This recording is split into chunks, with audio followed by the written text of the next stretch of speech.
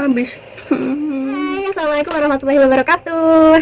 Jadi kemarin aku sama adek pergi sore dan ada yang jual ini belalang goreng. Kebetulan aku udah lama banget gak makan belalang goreng. Aku suka banget belalang goreng. Jadi satu mika gini 10.000 rupiah aja. Walang goreng gurih pedas Zaza Davin. Ini dia belalang gorengnya, bisa dilihat. Isinya lumayan banyak. Nah, jadi aku pertama kali makan belalang itu waktu kelas 6 SD. Jadi dibawain sama temanku. Masih inget banget, namanya Bagus Rifai. Makasih ya Bagus. Jadi kita cobain dulu ya. Nih belalang goreng dari Zaza Davin. Oke, bismillahirrahmanirrahim.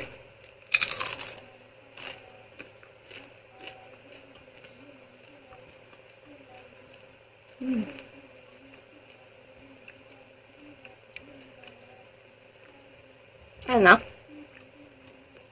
Padahal ini belinya tuh kemarin sore, tapi baru aku makan sekarang. Aku masukkan kulkas dan nggak aku pakai goreng lagi, nggak pakai aku panasin lagi. Jadi lihatnya.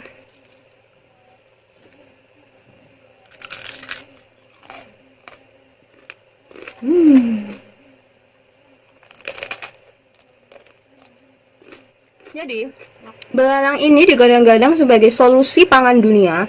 Seperti yang kita tahu bahwa peningkatan pertumbuhan dari populasi manusia di dunia ini tuh gede banget ya. Dan semakin meningkatnya populasi manusia, kita juga harus punya sumber pangan baru. Karena kita tahu bahwa sekarang lahan-lahan pertanian itu tuh 70% udah kepake semua.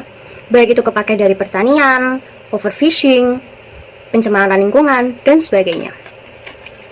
Jadi kita tuh butuh solusi pangan baru, karena ya populasi kita tuh semakin bertambah gitu setiap tahunnya.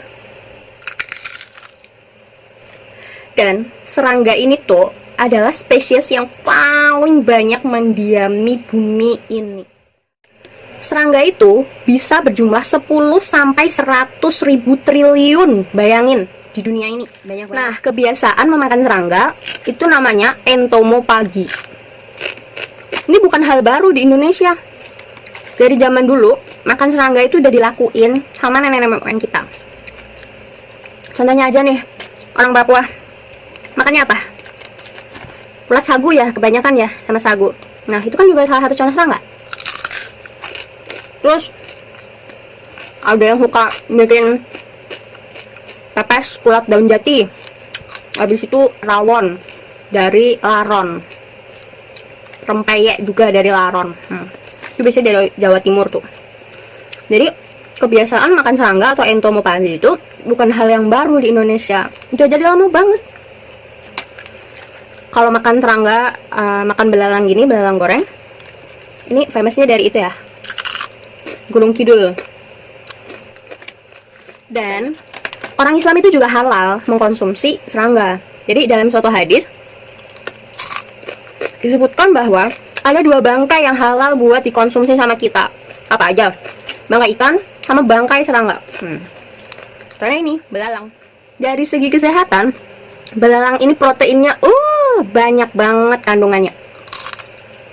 Jadi kandungan protein pada belalang ini lebih tinggi dari sapi, babi, unggas, kambing. Kandungannya 24,4%. Kandungan lemaknya dari belalang ini paling sedikit dari hewan-hewan tadi. Dengan kita tahu ya, protein itu penting banget dibutuhin di dalam tubuh kita. Mengganti sel-sel yang rusak, memperbaiki jaringan tubuh. Protein. Tapi sayangnya nggak semua orang itu cocok buat makan si belalang yang super enak dan bergizi ini. Ada minyaknya. Ada beberapa orang yang alergi sama belalang. Alerginya bisa gatal gitu, keluar ruam-ruam merah, bahkan ada yang bisa sampai sesak nafas. Kenapa bisa ada yang sampai alergi sama belalang? Ini semua karena belalang itu juga mengandung protein alergen yang bisa membuat orang itu alergi. Jadi ada sebuah penelitian yang menguji tingkat alergenitas dari protein belalang ini jika dimasak dengan metode yang berbeda. Jadi ada pengujian dengan yang belalang mentah, terus direbus, habis itu digoreng, dan juga dibumbu rendang. Belalang yang digunakan dalam penelitian itu adalah belalang sawah, atau nama ilmiahnya Oxyia chinensis. Jadi kalau belalang yang kita makan kayak gini, ini belalang sawah. Belalang sawah ini nggak ada telinganya, jadi mereka bisa mendengar dengan timpanum. Jadi potensi alergi makanan yang bisa disebabkan oleh belalang ini bisa dikurangi, ditingkatkan, atau bahkan dihilangkan dengan metode pengolahan yang berbeda. Tetapi, alergen yang terdapat pada hewan biasanya memiliki termostabilitas yang tinggi. Jadi sifat alergenisitas pada protein jika dipanaskan akan meningkat. Jadi pada belalang mentah, kadar proteinnya itu paling tinggi jika dibandingkan dengan belalang goreng, rebus, dan juga yang dimasak dengan bumbu rendang. Ini semua karena penggorengan, perebusan seperti itu akan mendenaturasi protein sehingga akan menurunkan kadar protein yang ada di dalam serangga itu sendiri. Nah, begitu pula dengan pengolahan dengan cara dimasak rendang. Jadi, bumbu-bumbu dari rendang itu akan terserap di dalam tubuh si belalang ini sendiri, dan juga rongga-rongga di dalam tubuhnya yang semula terisi protein akan terisi oleh air, sehingga kadar protein di dalam tubuh belalang tidak akan murni lagi.